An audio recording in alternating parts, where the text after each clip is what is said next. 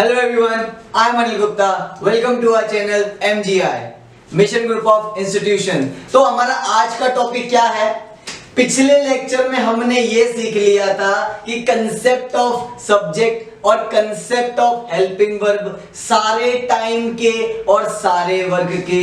Time आपको पता है, टाइम क्या होता है मेरा, और वर्ग क्या होते हैं। टाइम सर हमारे 3 प्रकार के होते हैं और वर्ग अगर मैं उसकी कैटेगरीज निकालूं तो 4 आते हैं। क्यों? बिल्कुल। टाइम में पहला क्या था हमारा? प्रेजेंट। एक बार रिकैप हो जाए तो अच्छा रहेगा। दूसरा था पास्ट और तीसरा फ्यूचर। और इन्हीं की अगर मैं वर्ग की बात करूं तो इंडेफिनिट एक वर्ग आया था। एक वर्ग था मेरा क्या? इंडेफिनिट। दूसरा क्या था? कॉन्टिन्यूअस। और तीसरा क्या था? परफेक्ट। समझ आया आपको? ये हमने पिछले लेक्चर में सीखा था और कंसेप्ट ऑफ हेल्पिंग वर्ब भी सीख लिया था। कंसेप्ट ऑफ हेल्पिंग वर्ब में क्या था कि कौन से टेंस की कौन सी हेल्पिंग वर्ब है, कौन से वर्ग की, ये हमें पता था। वो 9 हेल्पिंग वर्ब हमारी इतनी हेल्प करने वाली हैं एग्जाम में, कॉम्पिटिटिव एग्जाम में बहुत ही ज्यादा। अगर वो फ्लो चार्ट आपको याद है तो मैंने फ्लो चार्ट बनवाया था, बिल्कुल, और उसमें ऐसे समझाया था मानो कंसेप्ट ऑफ हेल्पिंग वर्ब तो बहुत ही छोटी चीज है लेकिन है बहुत ही टिपिकल, हमें याद भी है, जिससे हम we can identify the sentences very easily. हम सेंटेंसेस को वेरी इजीली आइडेंटिफाई कर सकते हैं। तो उसी के साथ चलते मेरा एक टॉपिक है जिसे हम छोटा सा कॉन्सेप्ट बोल सकते हैं और वो कॉन्सेप्ट है कॉन्सेप्ट ऑफ वर्ब। ये वर्ब क्या होती है? काफी लोगों को पता होगा वर्ब क्या होती है, जिनको नहीं पता वो आज सीख लेंगे, बेस्ट सीखेंगे और बहुत ही अच्छा सीखेंगे। तो मैं आपको बता दूं, वर्ब को हिंदी में हम बोलते हैं क्रिया।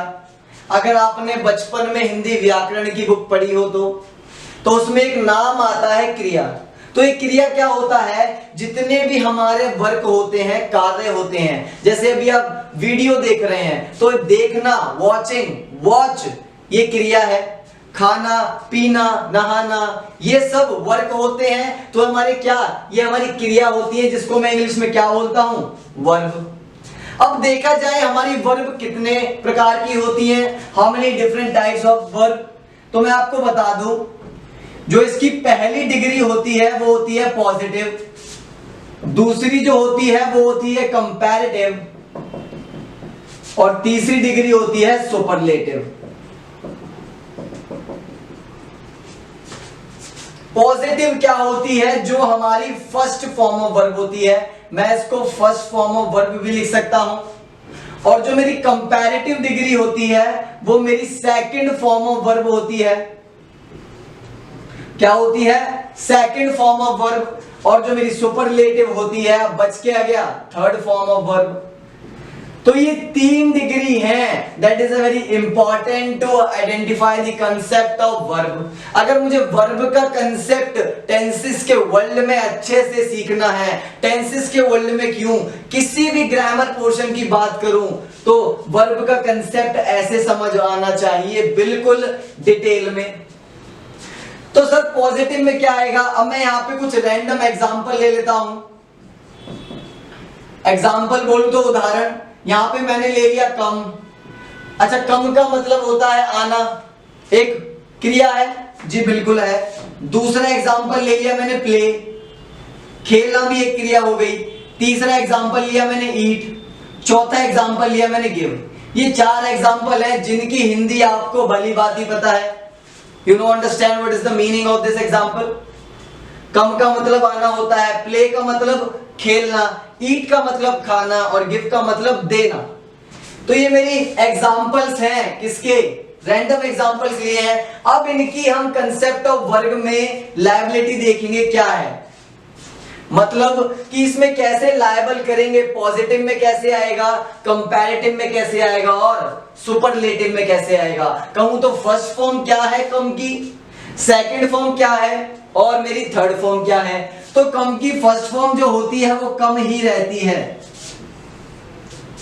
जो फर्स्ट फॉर्म ऑफ वर्ब है वो कम ही है, लेकिन सेकंड क्या हो जाती है, सेकंड हो जाती है केम, जिसको मैं V2 भी बोलता हूं अगर आपने सुना हो।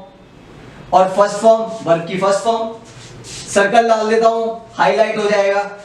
तो फर्स्ट फॉर्म ऑफ वर्ब तो कम ही रहेगी, कम की, सेकंड फॉर्म हो जाएगी केम, और थर्ड फॉर्म भी कम ही रहेगी। तो इसमें कोई बड़ी बात तो नहीं है समझने की। पॉजिटिव क्या होती है, पॉजिटिव डिग्री, कंपैरेटिव क्या होती है और मेरी सुपरलेटिव क्या होती है। अगर मैं बात करूं प्ले की, तो प्ले की भी फर्स्ट फॉर्म प्ले ही रहेगी, फर्स्ट डिग्री, सेकंड हो जाएगी मेरी प्लेड, और थर्ड भी हो जाएगी प्लेड, दोनों सेम है। अब ये कंपैरेटिव सुपरलेटिव सेम कैसे हो गई, या आगे कंसेप्ट मैं आपको बताऊंगा, लेकिन प्लेड हमें ये देखना है कि सेंटेंस वाइज में वर्ब की फर्स्ट फॉर्म लग रही है या सेकंड फॉर्म लग रही है या थर्ड फॉर्म लग रही है। अच्छा, नेक्स्ट एग्जांपल है ईट। अब आपको पता है कि ईट की फर्स्ट फॉर्म तो ईट ही रहेगी। जितने भी मैंने रैंडम एग्जांपल लिए हैं as a positive first form of verb हैं, वो सारी की सारी फर्स्ट फॉर्म ऑफ वर्ब ही होती हैं। समझ आया? और इसकी सेकंड क्या हो जाएगी, सेकंड फॉर्म हो जाएगी एट, और थर्ड क्या हो जाएगी, ईटन। Have you understood? अच्छा, चौथा एग्जांपल है वो मेरा गिव है, जिसकी फर्स्ट फॉर्म क्या रहेगी, गिव ही रहेगी, लेकिन सेकंड में क्या हो जाएगी, सेकंड फॉर्म ऑफ वर्ब हो जाएगी वो गेव, और थर्ड फॉर्म ऑफ वर्ब क्या हो जाएगी, गिवन। तो ऐसे बहुत सारे एग्जांपल्स हैं, आपकी ग्रामर की बुक में बहुत सारी वर्ब्स होंगी। तो मैं ये कह रहा हूं, अगर आपको अपने सेंटेंसेस में अच्छी क्लैरिफिकेशन चाहिए, अच्छे वर्ब्स चाहिए, तो आप उनकी रिवीजन करो, उनकी प्रैक्टिस करो। है तो बहुत सारी, लेकिन उतनी कर सकते हो जिससे एग्जाम आपका अच्छे से 90% कोर्स के साथ क्लियर हो, या कोई कॉम्पिटिटिव एग्जाम हो। तो ये ऐसा कंसेप्ट था कंसेप्ट ऑफ वर्ब में। एक चीज और है, वो चीज क्या है वो मैं आपको बताता हूं। हम सेंटेंसेस की कैसे पहचान करेंगे, फर्स्ट फॉर्म पता है, सेकंड फॉर्म पता है, और थर्ड फॉर्म भी पता है, लेकिन सेंटेंसेस की कैसे पहचान करेंगे, how to identify the sentences. अब देखो, फर्स्ट फॉर्म ऑफ वर्ब क्या लिखा मैंने, फर्स्ट फॉर्म ऑफ वर्ब। अगर फर्स्ट फॉर्म ऑफ वर्ब कोई सी भी अगर किसी सेंटेंस में आपको दिखती है, मैंने क्या बोला, अगर फर्स्ट फॉर्म ऑफ वर्ब आपको किसी भी सेंटेंस में दिखती है, फर्स्ट फॉर्म ऑफ वर्ब आपको पता है, अभी एग्जांपल दिए थे मैंने, वो हमारी सारी क्या थी, फर्स्ट फॉर्म ऑफ वर्ब। अगर वो आपको किसी भी एग्जांपल में दिखती हैं, तो समझ जाना वो सेंटेंस मेरा इंडेफिनिट है। क्या ट्रिक लगानी है वहां पे, ट्रिक ये लगानी है कि वो सेंटेंस मेरा क्या है, इंडेफिनिट है। अगर मैं ऐसे आपको ना बताऊं तो फर्स्ट फॉर्म बहुत जगह है, वहां पे आप देखोगे कि सेंटेंस में क्या है, सब्जेक्ट ऑफ हेल्पिंग वर्ब क्या है, लेकिन सीधी सादी ट्रिक है कि अगर फर्स्ट फॉर्म ऑफ वर्ब दिखे किसी सेंटेंस में तो समझ जाओ इंडेफिनिट टेंस का है। अब किसका इंडेफिनिट, यहां पे क्वेश्चन उठ गया, किसका इंडेफिनिट, कहीं प्रेजेंट का तो नहीं, कहीं पास्ट का इंडेफिनिट तो नहीं, कहीं फ्यूचर का इंडेफिनिट तो नहीं। तो आपको मैं बता दूं, वर्ब की फर्स्ट फॉर्म आपको प्रेजेंट इंडेफिनिट में दिखेगी और फ्यूचर इंडेफिनिट में दिखेगी। क्यों? क्योंकि वहां पे हेल्पिंग वर्ब का जो कंसेप्ट है वो फर्स्ट फॉर्म पे ही बेस्ड है। पास्ट इंडेफिनिट में क्यों नहीं दिखेगी, क्योंकि वो पास्ट बीत चुका है। अब बीत चुका है तो हमें क्या करना पड़ेगा, वर्ब की सेकंड फॉर्म दिखानी पड़ेगी। तो केवल ये ही है जो पास्ट इंडेफिनिट डिनोट करेगा पूरे टेंसेस के कंसेप्ट में। क्या बोला मैंने, अगर आपको वर्ब की फर्स्ट फॉर्म दिखाई दे तो आप समझ जाना वो इंडेफिनिट ऑफ क्या है, प्रेजेंट है और फ्यूचर है। क्लियर? और अगर आपको वर्ब की सेकंड फॉर्म दिखाई दे जाए किसी सेंटेंस में, किसी एग्जांपल में, तो समझ जाना वो पास्ट इंडेफिनिट का सेंटेंस है। ये आइडेंटिफाई करना सीख रहे हैं, कैसे आइडेंटिफाई करेंगे, बनाना भी सीखेंगे बिल्कुल। अब बात किसकी आ गई, अब बात आ गई अगर आपको वर्ब की फर्स्ट फॉर्म के साथ आईएनजी दिख जाए। सर ये क्या हो गया, वर्ब की फर्स्ट फॉर्म के साथ आईएनजी का क्या मतलब। अभी जो मैंने एग्जांपल दिए उन्हीं को लेके चलते हैं। अभी मैंने आपको क्या बताया, प्ले, प्ले का मतलब क्या होता है? खेलना। अगर मैं इसके साथ आईएनजी लगा दूं तो ये क्या बन जाएगा? ये मेरा प्लेइंग बन जाएगा कि नहीं? बिल्कुल।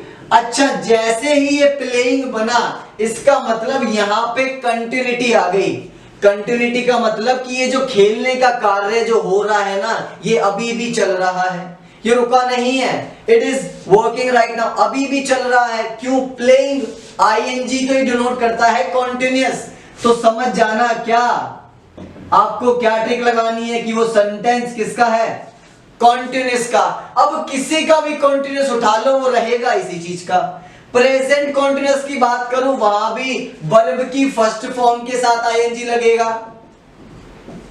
प्रेजेंट कॉन्टिन्यूअस की बात करूं, मैंने क्या बोला? वहां भी फर्स्ट फॉर्म के साथ आईएनजी लगेगा। और पास्ट कॉन्टिन्यूअस की बात करूं, वहां भी फर्स्ट फॉर्म के साथ आईएनजी लगेगा। और सिमिलर फ्यूचर कॉन्टिन्यूअस की बात करूं तो वहां भी यही रूल लगेगा। तो हुआ ना। और इसे हम बोलते हैं golden rule of the sentence.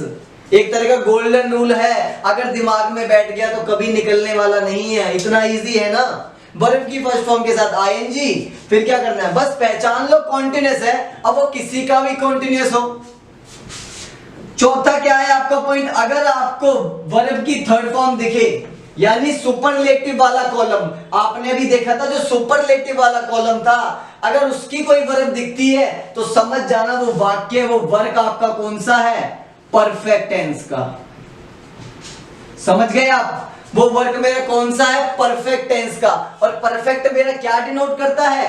Perfect का मतलब होता है कोई कार्य कंप्लीट हो चुका है, और वो वर्ब की थर्ड फॉर्म रिप्रेजेंट करेंगी। समझ आया आपको? तो ये था मेरा कंसेप्ट ऑफ वर्ब, जो मैंने कंपैरेटिव डिग्री में सीखा, पॉजिटिव डिग्री में सीखा और सुपरलेटिव डिग्री में भी सीखा। तो हमने कंसेप्ट ऑफ वर्ब भी सीख लिया, और सारे जितने भी छोटे छोटे कंसेप्ट हैं, concept of subject, concept of helping verb और कंसेप्ट ऑफ वर्ब। अब बात आ गई है मैदान में उतरने की। मैदान में उतरने का मतलब कि हम अब टाइम वाइज सीखने वाले हैं। मतलब कहूं तो टाइम हमारे कितने होते हैं? 3 होते हैं। तो अब हम प्रेजेंट के जितने भी टेंसेस हैं निचोड़ लेंगे, पास्ट के जितने भी टेंसेस हैं निचोड़ लेंगे, और वैसी फ्यूचर के। तो अभी क्या करना है? अभी पहला टाइम पिक करना है, जिसका नाम क्या है? Present indefinite tense. क्या नाम है उसका? Present indefinite tense. अच्छा, प्रेजेंट इंडेफिनिट टेंस का क्या मतलब होता है? वर्तमान अनिश्चित वाक्य। सही बात है कि नहीं? बिल्कुल। काल बोलो। प्रेजेंट इंडेफिनिट टेंस में क्या होता है? जितने भी हमारे डेली वर्क होते हैं, रोज के काम होते हैं, मतलब कौन कौन से? जिसमें डेली वर्क आ जाए आपका, जिसमें आपकी हैबिट्स आ जाए, जो आप रोज करते हैं, आपकी आदतें, और यूनिवर्सल ट्रुथ, जिसमें क्या आ जाए आपका? Universal truth. तो इन चीजों पर बेस्ड है इंडेफिनिट टेंस। और मैं आपको बता दूं कि अनिश्चित का मतलब क्या है। अनिश्चित का मतलब ये होता है कि यहाँ पे जो प्रेजेंट इंडेफिनिट में सेंटेंस बनते हैं, उसमें केवल इतना पता होता है कि ये कार्य होता है, बस कब से हो रहा है हमें इसका पता चलेगा आगे, और कब तक होता है इसका नहीं पता होता। पता होता है किसका? केवल कि ये जो वर्क है, ये जो सेंटेंस है, as a daily basis, as a habit होता है। ताहे तीहे से आपको समझ जाना है कि प्रेजेंट इंडेफिनिट की बात हो रही है। किसकी बात हो रही है? प्रेजेंट इंडेफिनिट की। अब एक एग्जांपल लेता हूं और आपको आइडेंटिफाई करना है, वह किताब पढ़ता है। क्या करता है वो? वह किताब पढ़ता है। और मैंने ताहे से पता लगा लिया कि ये कौन सा सेंटेंस है, कौन सा हिंदी का वाक्य है? प्रेजेंट इंडेफिनिट टेंस का। जा रहा था, पीछे से पकड़ लिया, पीछे से। कहां से? ताहे से। और वह किताब पढ़ता है मतलब किसी लड़के की बात हो रही है, किसी तीसरे पर्सन की बात हो रही है, तो ही लगाऊंगा, बिल्कुल ही लगाऊंगा। सब्जेक्ट है ना मेरा।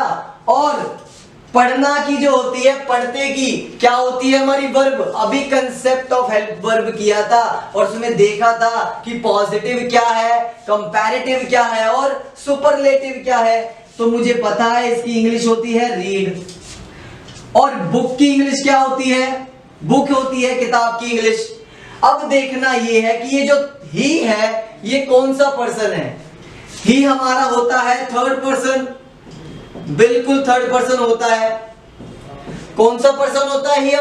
ही हमारा थर्ड पर्सन होता है। और जब कंसेप्ट ऑफ सब्जेक्ट कर रहे थे तो उसमें देखा था अगर किसी भी इंडेफिनिट सेंटेंस में ही शीट आ जाए तो मैं वर्ब के साथ एस और एस का यूज करूंगा। आई विल यूज एस और S with first form of verb. ये फर्स्ट फॉर्म ऑफ वर्ब है कि नहीं? बिल्कुल है। तो इसके साथ क्या लगाना है मेरे को? एस।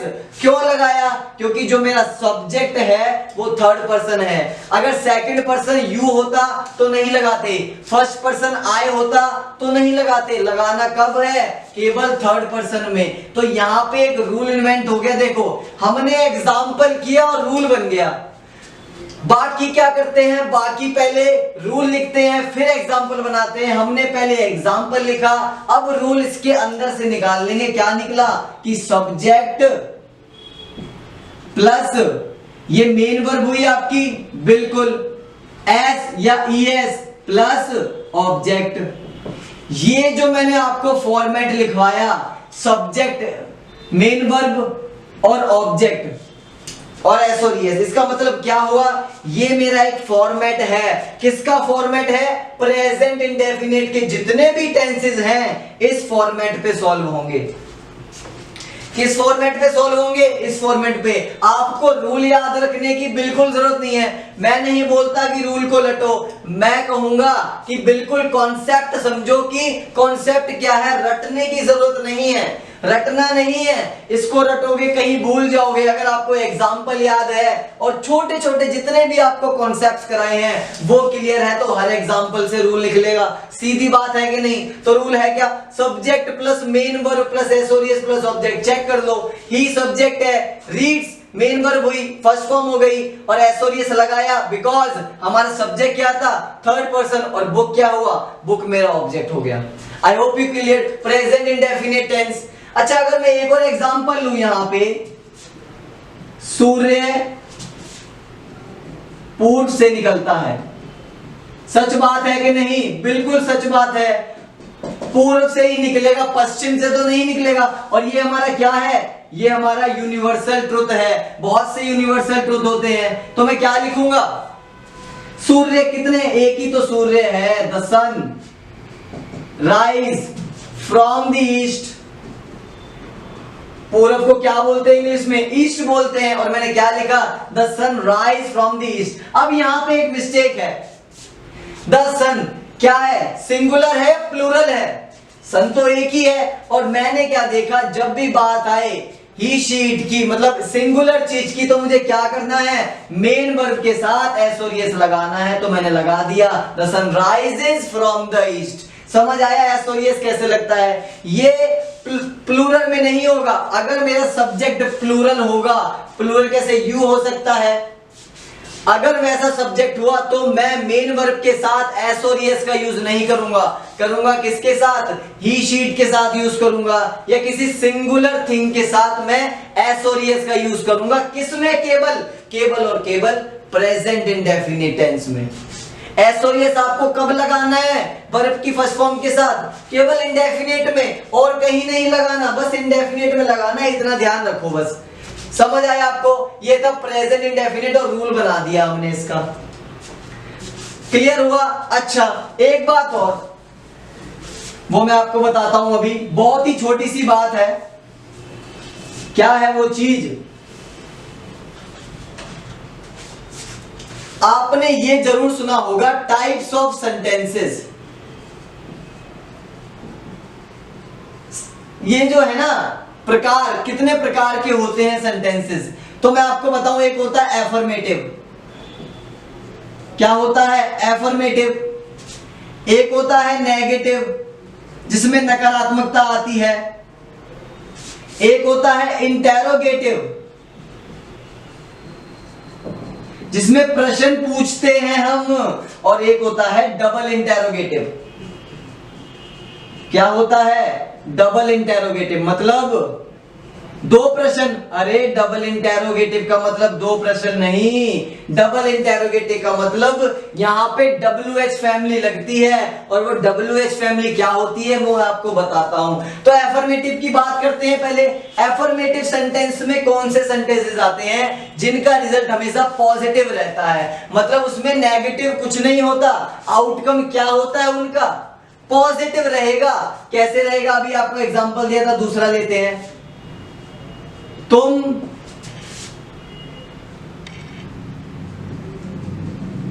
क्रिकेट खेलते हो, इसमें कहीं नेगेटिविटी है नहीं है, पॉजिटिव है, सिंपल पॉजिटिव है। और स्टेटमेंट है तुम क्रिकेट खेलते हो, तो इसकी इंग्लिश में क्या लिख सकता हूं, यू प्ले।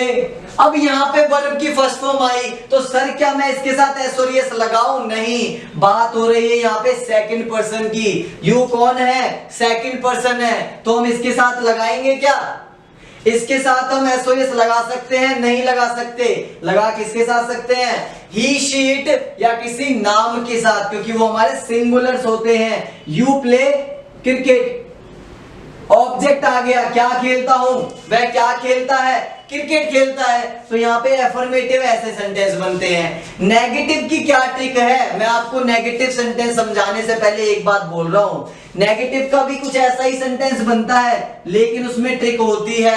आपको बस क्या करना है, हेल्पिंग वर्ब जो है आपकी, जो आपकी हेल्पिंग वर्ब याद है आपको, प्रेजेंट इंडेफिनिट की कौन सी हेल्पिंग वर्ब है, जब हम कंसेप्ट ऑफ हेल्पिंग वर्ब कर रहे थे तो प्रेजेंट इंडेफिनिट की हेल्पिंग वर्ब है मेरी डू और डज, बिल्कुल यही है हेल्पिंग वर्ब, दो ही तो है। तो नेगेटिव में क्या करना है आपको, बस हेल्पिंग वर्ब के साथ नॉट लगा देना है, बाकी पूरा सेंटेंस सेम रहेगा। मेरी बात सुनिए आपने, मैंने क्या कहा, मैंने ये कहा जो मैं जितने भी नेगेटिव सेंटेंस बनाऊंगा उसमें मुझे क्या करना है, केबल और केबल जो मेरी हेल्पिंग वर्ब हो, डू या डज हो, उसके साथ नॉट को बिठा देना है, वो पूरा नेगेटिव सेंटेंस फॉर्मेशन ले लेगा अपने आप। देखो, वह पार्क नहीं जाता है, आलसी है, नहीं जाता पार्क, क्या बोला, आलसी बच्चे हैं वो, वह पार्क नहीं जाता है। अब इसकी इंग्लिश देखो क्या बनेगी, वह की इंग्लिश आपको पता है क्या है, ही। अच्छा, अब यहां पे हेल्पिंग वर्ब यूज होगी।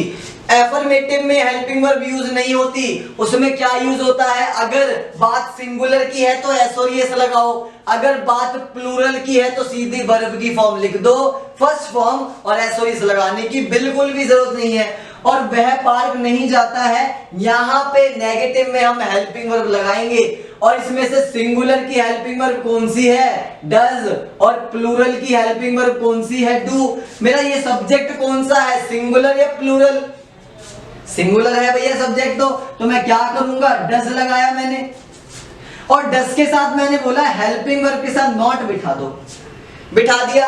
अब मैंने क्या किया, वह पार्क नहीं जाता है, मतलब he does not go to the park, वह पार्क नहीं जाते, does not go to the park. सही है। सर आपने एक गलती कर दी, गो फर्स्ट फॉर्म थी, ईएस नहीं लगाया, एस और एस नहीं लगाया, जैसा आपको बताया था, कहा था कि क्या करना है, हमें वर्ब के साथ एस और एस लगाना है। लेकिन यहां पे आ जाओ, एक बार ध्यान से देखो, डू क्या है, प्लूरल हेल्पिंग वर्ब है, अगर मैं डू के साथ ईएस लगा दूं तो डज बन गया, तो मैंने ईएस पहले ही हेल्पिंग वर्ब में लगाया कि नहीं लगाया, बिल्कुल लगाया। तो क्या द हेल्पिंग वर्ब, और एक सेंटेंस में एक रूल एक ही बार लगता है, तो गो में अब गोस करने की कोई भी जरूरत नहीं है, आपने हेल्पिंग वर्ब ही चेंज कर दी ना।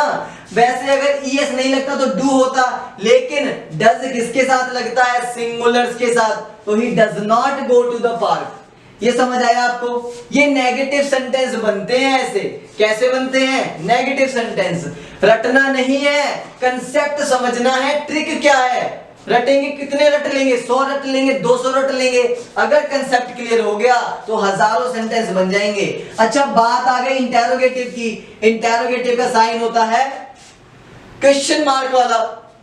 इसमें हम क्या करते हैं, मेरी बात ध्यान से सुनो, इंटेरोगेटिव में जो भी सेंटेंस स्टार्ट होता है वो हमेशा आपकी हेल्पिंग वर्ब से स्टार्ट होता है।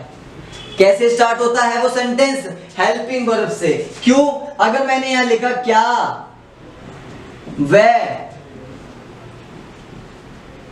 खाना खाते हैं, बड़ा ही बेहुदा सवाल है, लेकिन समझने के लिए काफी है, कंसेप्ट क्लियर करने के लिए बहुत ही काफी है। क्या वे खाना खाते हैं? मैंने सवाल किया, बिल्कुल किया। अब देखना इसकी आंसर कैसे बनेगी। मैंने क्या बोला? इंटेरोगेटिव में जो है सेंटेंस कैसे बनेगा? हेल्पिंग वर्ब के साथ। अब देख लो, वे क्या है? वे की इंग्लिश क्या होती है? दे। और दे मेरा क्या है? एक तरह से प्लूरल है कि नहीं? एक से ज्यादा वे, एक नहीं वे है, मतलब एक से ज्यादा है। तो प्लूरल के लिए कौन सी हेल्पिंग वर्ब? डू है। तो मैंने हेल्पिंग वर्ब तो पहले ही लगानी है। मेरे को बोला था इंटेरोगेटिव सेंटेंस में हेल्पिंग वर्ब पहले आती है, चाहे वो किसी का भी इंटेरोगेटिव हो, किसी का भी इंटेरोगेटिव हो, चाहे वो इंडेफिनिट का हो, कॉन्टिन्यूअस का हो, परफेक्ट का हो, परफेक्ट कॉन्टिन्यूअस का हो, किसी का भी इंटेरोगेटिव हो, क्या करेंगे? हेल्पिंग वर्ब प्लूरल वाली लगाएंगे। तो डू के बाद क्या आया? दे आया, सब्जेक्ट आया, डू दे। खाने की क्या होती है English? Eat. Do they eat food? क्या वे खाना खाते हैं? ये बन गया मेरा डू दे ईट फूड, खत्म। ये क्या हिंदी में लिखा था, इंग्लिश में? जो आपको बताया है वही कंसेप्ट से चल रहे हैं और कुछ कंसेप्ट नहीं है। अब आता है डबल इंटेरोगेटिव, तो ऊपर का थोड़ा रब कर देते हैं, फिर ऊपर समझेंगे एकदम बोल्ड में। समझ आया? एक बार फिर से एफर्मेटिव में क्या होता है? जिनका रिजल्ट पॉजिटिव रहता है। जैसे तुम क्रिकेट खेलते हो, यस यू प्ले क्रिकेट। अब यहां पे एस क्यों नहीं लगा? Because you is the second person. Negative में क्या होता है? बस हेल्पिंग वर्ब के साथ नॉट बिठा दो, बाकी कुछ नहीं करना। और इंटेरोगेटिव में क्या होता है? किसी का भी इंटेरोगेटिव हो, हमारा जो कंसेप्ट होगा, हमारा जो रूल होगा, वो हेल्पिंग वर्ब से स्टार्ट होगा। अब यहाँ पे हेल्पिंग वर्ब के साथ स्टार्ट हुआ कि नहीं? बिल्कुल स्टार्ट हुआ। अब बारी आती है डबल इंटेरोगेटिव की।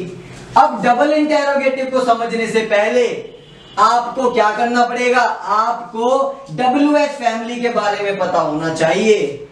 किसके बारे में पता होना चाहिए? WH फैमिली क्या होती है। तो WH फैमिली में आपको यहां लिखवा देता हूं।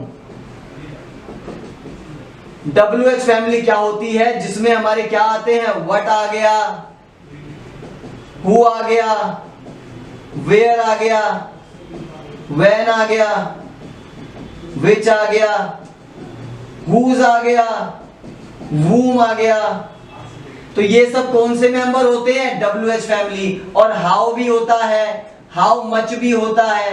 ये सारे WH फैमिली के मेंबर हैं। कितने मेंबर हैं आप गिन सकते हो?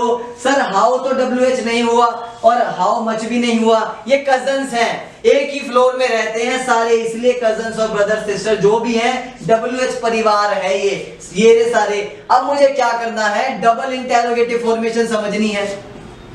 सिंगल इंटेरोगेटिव अगर आपको समझ आई है तो डबल इंटेरोगेटिव में भी कुछ नहीं होगा। सिंगल इंटेरोगेटिव में क्या था? हमारा जो सेंटेंस था वो हेल्पिंग वर्ब से स्टार्ट होता है, लेकिन डबल इंटेरोगेटिव में क्या होगा? हमारा जो सेंटेंस होगा वो WH फैमिली के किसी मेंबर से स्टार्ट होगा। अब वो डिपेंड करता है कि आपके क्वेश्चन में कौन सी हेल्पिंग वो आ रखी है, कौन सा WH फैमिली का मेंबर है। तो मैंने यहां पे लिखा राहुल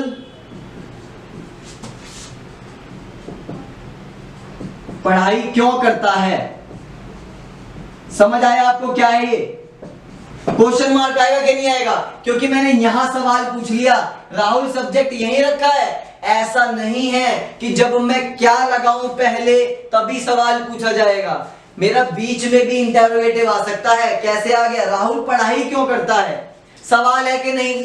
क्यों करता है, हमें रीजन देना पड़ेगा। एक बात और, जो मेरे सिंगल इंटेरोगेटिव होते हैं, जो भी आपने समझा है उनका आंसर हम यस या नो में दे सकते हैं। आप खुद ही सोच लो, पिछला जो एग्जांपल था, क्या वे खाना खाते हैं, यस या नो। लेकिन जो डबल इंटेरोगेटिव फॉर्मेशन के होते हैं, राहुल पढ़ाई क्यों करता है, यहां पे आपको एक्सप्लेनेशन देनी पड़ती है, कोई सेंटेंस बोलना पड़ेगा पूरा। यहां पे आप हाँ या ना तो नहीं बोल सकते, राहुल पढ़ाई क्यों करता है, हाँ ना, ऐसा तो नहीं है। यहाँ पे तो हमें बताना पड़ेगा कि क्यों करता है, और जहां बताना पड़ जाए तो सेंटेंस आ गया, एक्सप्लेनेशन आ गई कि नहीं आ गई। तो ये क्या होते हैं हमारे डबल इंटेरोगेटिव वाले, याद रखना। अब देखो क्योंकि इंग्लिश क्या होती है मेरी, क्योंकि इंग्लिश एक और मेंबर होता है वाई, पूरे मेंबर्स हो गए, वाई मैंने मिस कर दिया था, अब लिखवा दिया है वाई। वाई की इंग्लिश क्या होती है, क्यों। तो राहुल पढ़ाई क्यों करता है, मैंने बोला था डबल इंटेरोगेटिव में हमारा जो सेंटेंस होगा वो WH फैमिली से स्टार्ट होगा।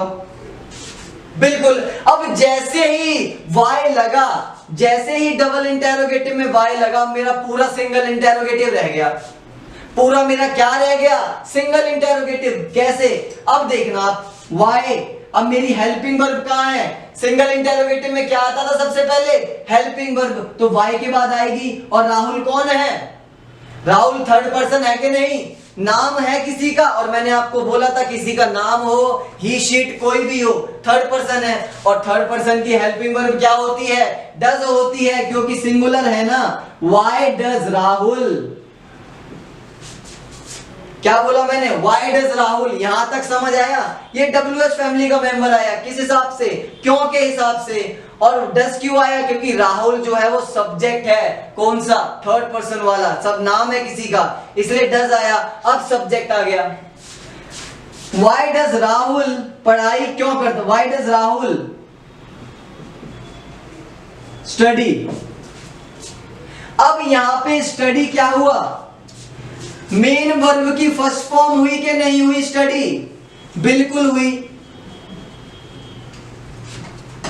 बिल्कुल ही मेन वर्ब की फर्स्ट फॉर्म नहीं हुई स्टडी। अगर मैं बात करूं, अगर मैं इसके साथ एस और एस लगाऊं तो ये क्या हो जाएगा, स्टडीज नहीं हो जाएगा। लेकिन ये नहीं करना हमको, स्टडीज नहीं करेंगे क्योंकि हमारी हेल्पिंग वर्ब काम कर रही है, ईएस वहां लग चुका है। देखो व्हाई डज राहुल स्टडी, समझ आए कि राहुल पढ़ाई क्यों करता है, इसका आंसर है। तो आपको प्रेजेंट इंडेफिनिट के समझ आए कि ये कितने टाइप के सेंटेंसेस होते हैं। आपको एफर्मेटिव मिल जाएंगे, नेगेटिव मिल जाएंगे, इंटेरोगेटिव और डबल इंटेरोगेटिव मिल जाएंगे। तो प्रेजेंट इंडेफिनिट में तो यही 4 प्रकार के सेंटेंस है, और हर किसी में ये 4 प्रकार के ही हैं। बस चेंजेस कहां आएगा, हमारी हेल्पिंग वर्ब बदलेंगी और हमारी मेन वर्ब की डिग्री बदल सकती है, लेकिन सब्जेक्ट और ऑब्जेक्ट अपनी अपनी जगह रहेंगे।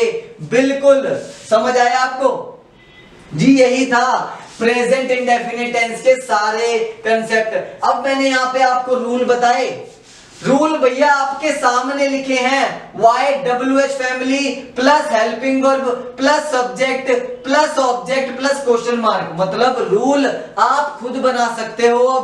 अब आप ये नहीं कि रूल नहीं बना सकते, आपके सामने एग्जाम्पल है, अब आप रूल खुद बना सकते हो। कैसे, मैं आपको बताता हूं इसका रूल बना के, डबल इंटेरोगेटिव का। तो क्या हुआ, WH फैमिली आ गई, बिल्कुल आ गई। उसके बाद क्या आया, हमारी हेल्पिंग वर्ब आई, उसके बाद सब्जेक्ट आया, सब्जेक्ट आ गया, प्लस उसके बाद क्या आया, ऑब्जेक्ट आया। क्या, स्टडी क्यों करता है, तो ये रूल किसका हो गया, ये रूल मेरा डबल इंटेरोगेटिव टेंस का हो गया। और ऐसे ही आप अफर्मेटिव का ही बना सकते हो, नेगेटिव का भी और इंटेरोगेटिव का भी। तो समझ आया आपको, बिल्कुल। अच्छा नेक्स्ट कौन सा है हमारा, नेक्स्ट टेंस कौन सा है, प्रेजेंट कॉन्टिन्यूअस टेंस है कि नहीं, बिल्कुल। तो प्रेजेंट कॉन्टिन्यूअस में भी ऐसा ही फॉर्मेट रहेगा, लेकिन टाइम का थोड़ा फर्क हो गया ना। अब जो काम प्रेजेंट इंडेफिनिट में होता है, करता है, करती है, अब प्रेजेंट कॉन्टिन्यूअस में क्या होगा, हो रहा है, कर रही है, कर रहे हैं। तो नेक्स्ट क्या है, प्रेजेंट कॉन्टिन्यूअस टेंस। समझ आया, ये कॉन्टिन्यूअस का मतलब ही क्या हो गया, आपको पता होगा, जारी रहना, कोई कार्य चल रहा है अभी भी, कंटिन्यूटी में है, बिल्कुल यही होता है। तो प्रेजेंट वर्तमान में कौन सा कार्य जो जारी है, जी कितने सारे हैं। एक एग्जांपल देखना, अभी बहुत ही बेहतरीन एग्जांपल मैं आपको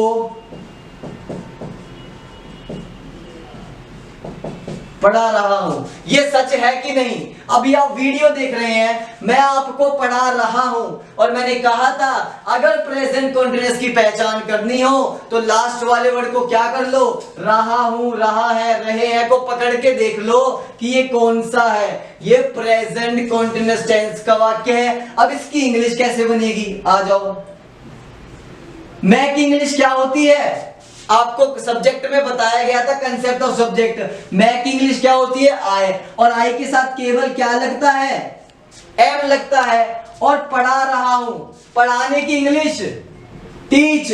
लेकिन हमने देखा था कि जब वर्ब की फर्स्ट फॉर्म के साथ आईएनजी लगता है तो क्या हो जाता है, टीच प्लस आईएनजी मतलब टीचिंग। और आपको पढ़ा रहा हूं मतलब तुमको पढ़ा रहा हूं, आई एम टीचिंग यू। तो इसका मतलब क्या हुआ कि मैं आपको पढ़ा रहा हूं। इसका सेंटेंस हो गया प्रेजेंट कंटीन्यूअस टेंस का। अच्छा, इसका रूल बताना जरूरी है अब आपको। रूल क्या हुआ, ये मेरा सब्जेक्ट हुआ, ये हेल्पिंग वर्ब हुई इसकी, प्लस वर्ब की फर्स्ट फॉर्म के साथ आईएनजी आया और ऑब्जेक्ट आ गया यहां पे, खत्म। ये था रूल। आपको एग्जाम्पल समझ आ रहा है तो रूल आप खुद लिख सकते हैं देखकर कि मैच कैसे हो रहा है, बस छोटे क्लियर रखना। समझ आया आपको। अच्छा, ये था मेरा एफर्मेटिव का सेंटेंस जिसमें नेगेटिविटी तो बिल्कुल नहीं आई। किसका सेंटेंस था ये मेरा, ये था मेरा एफर्मेटिव। अच्छा, बात करूं नेगेटिव की तो नेगेटिव आप समझ गए नेगेटिव कैसे बनेगा। सर आपने नेगेटिव में बताया था कि हमें बस हेल्पिंग वर्ब के साथ नॉट रखना है। बिल्कुल सही समझे, बस हेल्पिंग वर्ब के साथ नॉट रख दो, बाकी आपका काम खुद ब खुद हो जाएगा। कैसे नॉट रख दो बताता हूं। वह स्कूल नहीं जा रहा है, स्कूल जाया करो भाई लोग। वह स्कूल नहीं जा रहा है, क्यों नहीं जा रहा हमें नहीं पता, हमें बस सेंटेंस बनाना है, उसका कोई अपना रीजन होगा, अपने इश्यूज होंगे, उसे हटाओ। हमें क्या देखा, वह स्कूल नहीं जा रहा है, बिल्कुल। अब वह की इंग्लिश ही होती है और वह की जो होती है हेल्पिंग वर्ब क्या होती है, जो सिंगुलर्स के साथ लगती है वो होती है मेरी इज, ही इज। अब ये हेल्पिंग वर्ब आ गई तो नॉट बिठा दो इसके साथ, बिल्कुल। ही इज नॉट, नहीं जा रहा हूं, नॉट हो गया, जाने की होती है गो, लेकिन ये कॉन्टिन्यूअस है तो going. He is not going to school. तो ये कौन सा था, ये मेरा था नेगेटिव फॉर्मेशन का। एक एक कंसेप्ट देख रहे हो कैसे क्लियर हो रहा है। बस हमें यही तो पता है कि क्या करना है, कब नॉट लगाना है और किसके साथ नॉट लगाना है, तो सारे नेगेटिव सेंटेंस बनते चले जाएंगे। और एफर्मेटिव में देखना है कि हेल्पिंग वर्ब कौन सी लग रही है, कौन से सब्जेक्ट के साथ, तो सारे एफर्मेटिव बनते चले जाएंगे। इसका रूल क्या होगा, इसका रूल जो होगा कमेंट सेक्शन में लिख के बताओ। बस एक चीज करनी है, हेल्पिंग वर्ब के साथ क्या लगाना है आपको पता है, मैं बता चुका हूं, तो जल्दी बताओ हेल्पिंग वर्ब के साथ लगाना क्या है फटाफट। तब तक मैं आपको बताता हूं इसका इंटेरोगेटिव क्या होता है। इंटेरोगेटिव मतलब सिंगल इंटेरोगेटिव सेंटेंस। अच्छा, सिंगल इंटेरोगेटिव सेंटेंस, उसमें क्या करेंगे हम, उसमें प्रश्न पूछेंगे भाई, और क्या करेंगे। इंटेरोगेटिव सेंटेंस जिसमें क्या करेंगे, प्रश्न। सर यहाँ पे हर टेंस के 4-4 पार्ट हैं जी, बिल्कुल। आपके एग्जाम में कोई सा भी आ सकता है आइडेंटिफाई के लिए या आपके पैराग्राफ में, तो हमें सारे पार्ट पता होने चाहिए कि अफर्मेटिव क्या होता है, नेगेटिव क्या होता है, इंटेरोगेटिव क्या होता है और डबल इंटेरोगेटिव क्या होता है। तो इंटेरोगेटिव सेंटेंस जिसमें क्या करते हैं, क्वेश्चन पूछते हैं, और ये कैसे स्टार्ट होता है, ये हमारा हेल्पिंग वर्ब के साथ स्टार्ट होता है। तो अगर मैं सेंटेंस बनाऊं, क्या तुम खेल रहे हो, पूछ लिया भाई साहब प्रश्न, क्या पूछ रहे, क्या तुम खेल रहे हो, ये काम अभी चल रहा है कि नहीं, हाँ अभी भी कंटिन्यूटी में है, तभी तो कंटिन्यूअस में आया। समझ आया आपको। अच्छा, हेल्पिंग वर्ब तुम क्या होता है, तुम की इंग्लिश यू। अब यू की हेल्पिंग वर्ब क्या होगी, हेल्पिंग वर्ब हमारी इसकी क्या क्या थी कंटिन्यूअस की, sir is am are, am होता है केवल आई के साथ यूज, इज होता है ही शी और इट के साथ या किसी का नाम हो उनके साथ यूज होगा, और आर होता है यू के साथ यूज। और दे के साथ यूज और वी के साथ यूज। क्योंकि प्लूरल केस है तो यू की हेल्पिंग वर्ब आर, तो लगा दो आर। आर यू अब खेल रहा है तो प्ले, आपको पता है, लेकिन प्ले के साथ क्या करेंगे, प्लस आईएनजी और लगाएंगे तभी ही समझ आएगा। और question mark, are you playing, क्या तुम खेल रहे हो।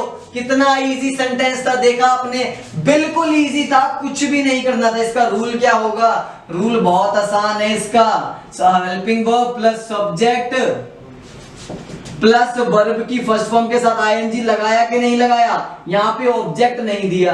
क्या खेल रहा है आपको नहीं पता, अगर क्या खेल रहा हो पता हो तो आप ऑब्जेक्ट भी लगा देना।